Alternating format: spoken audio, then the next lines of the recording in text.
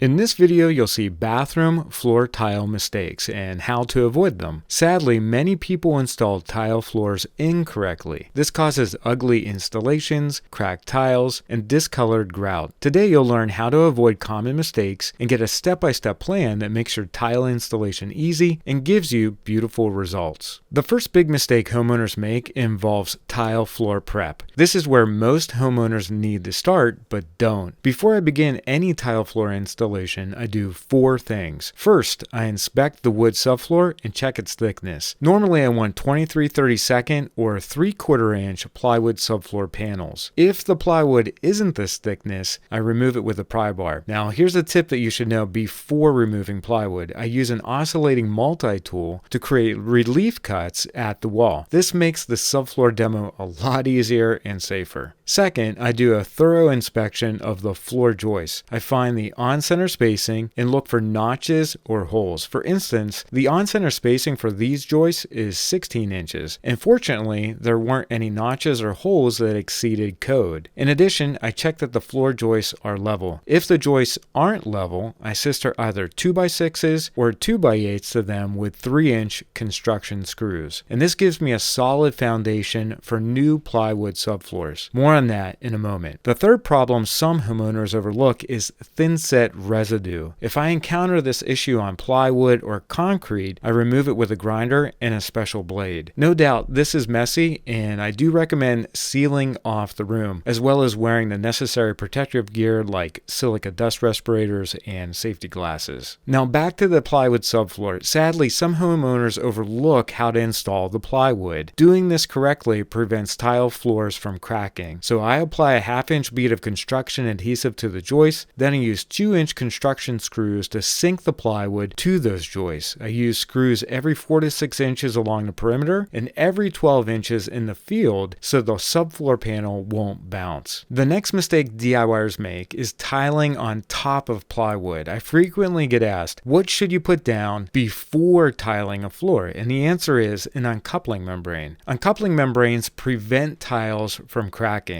I usually install DITRA because it's light, very thin, and waterproof. But here's the deal. Using the proper thin set is very important for DITRA. For instance, I use all set and mix it to the membrane water ratio. This makes the thin set mortar thin. In fact, it's thin enough to pour out of the bucket. I trowel the all set in one direction and use the DITRA trowel to do that. Then I embed my DITRA and use a float to compress it. No doubt, DITRA is an extra step and takes some time, but using an uncoupling membrane reduces the odds of tile floor failures. The second biggest mistake homeowners make is with tile layout, and there are 3 big errors you should avoid. First, some homeowners don't read the box the tile came in. Before I plan my tile layout, I always read the box. Normally, the manufacturer has suggested tile patterns, so I respect their recommendations and follow those. Typically. Second, I always get asked, where do you start when tiling a bathroom floor? And the answer is normally at the shower or close to it. The shower attracts your attention when you enter the room, so for that reason, I typically begin my tile floor layout with the shower. Third, most people don't take the time to do a dry layout, and this is a big mistake. I set my tiles against the wall or the shower where I need to start. I place horseshoe shims between the tile and the bathroom wall or curb. This creates an expansion joint, which is required for tile floors. Then I place spacers between my tiles and dry fit one tile after the other. My goal is to spot problems at the shower, doorways, and walls. Primarily, I'm looking for slivers of tile that can make the floor look ugly. But if slivers can be hidden by a vanity cabinet, then that's acceptable. My next step is to stagger the tiles per the manufacturer's recommendations. For instance, I'm using a 1/3 offset pattern for these 12x24 tiles. Again, I'm trying to see how tiles will look at the shower, walls,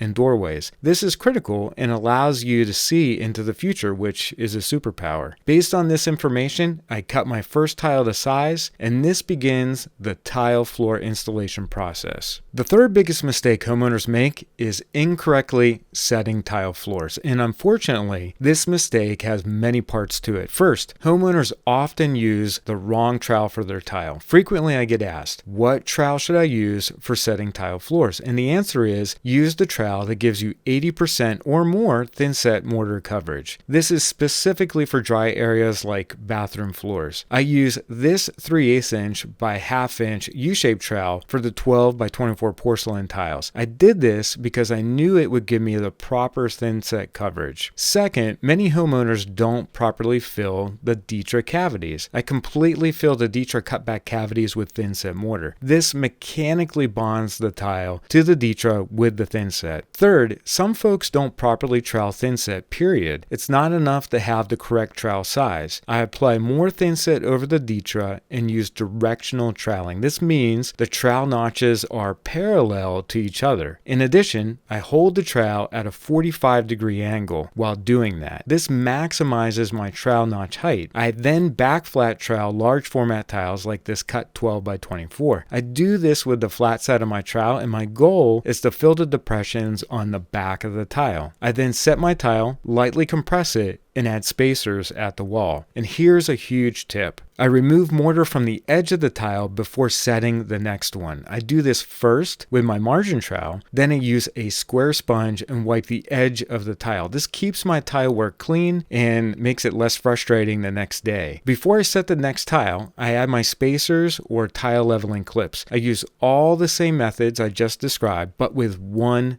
twist. I set the next tile by first butting its edge against my spacers, and this prevents thin-set from oozing into the grout joint. I add my horseshoe shims against the wall, then I tamp the tiles with a rubber mallet. This step is critical for the following reason. It collapses the thin-set mortar under the tile. It mechanically bonds the tile to the DITRA uncoupling membrane. I then add my wedges to the clips to complete my tile leveling system, and this keeps my grout joint even and my tiles flat. I then remove any mortar on the edge of the tile with my sponge. Once I'm done with the first row, I do one more important step. I place my level across the doorway and check the tiles remained equidistant. I simply get the distance between my tiles and the doorway, and if those dimensions are the same, I continue setting tiles. By the way, if you're wondering how I do the third offset pattern for these 12 by 24s, here it is. I measure 8 inches to the right of the second 12 by 24 tile I set, and that's the dimension of the first tile in my second row. I score and snap that tile on the Masterpiuma, which is a great tool. Then I set that tile and ensure the cut edge is against my curb. I always keep the cut edges against the curb or the walls, never in the field. You might be wondering, is bathroom floor tile easy? The answer is hell no. This isn't some warm and fuzzy HGTV show. You're going to be sore the next day and encounter situations that require some thought. For example, I had to cut a large hole for my toilet closet bend, and one easy way to do this is with a large diamond hole saw. I used this saw to create a template. I then placed that template over the tile and added water to it. This helps the hole saw stay cool and reduces tile chipping. Speaking of chipping, don't forget to protect your tiles in doorways. An easy way to do this is by installing metal profiles. I apply thin-set to my DITRA, then embed the metal profile. Then I set all my tiles against the profile, which has an integrated spacer in it. This protects the exposed tile edge and makes your tile work look professional. The fourth big mistake homeowners make is with grout. People always ask, how do you apply grout to tile? And there are 4 big errors you can make during this step. The first mistake is mixing grout with warm water. I use cold, clean water when mixing grout. This gives me the longest working time, which in turn helps me grout large tile floors. The second mistake is not reading the manufacturer's directions. For example, I used Latercrete Permacolor Select for this bathroom. I had to mix the dye packet for a minute, then add the grout base and mix that for a few more minutes. This provides me with a consistent grout color for the entire floor. The third mistake is not wiping the tile surface with a damp sponge. This allows my grout fluid to glide over the tile and the grout to be easily tooled into the joints. You'll be amazed at how this one step makes grout so much easier. The fourth mistake is not using silicone at changes of plane. For instance, I only use silicone between the tile and curb or tile and tub. I apply the silicone, lightly spray it with soapy water,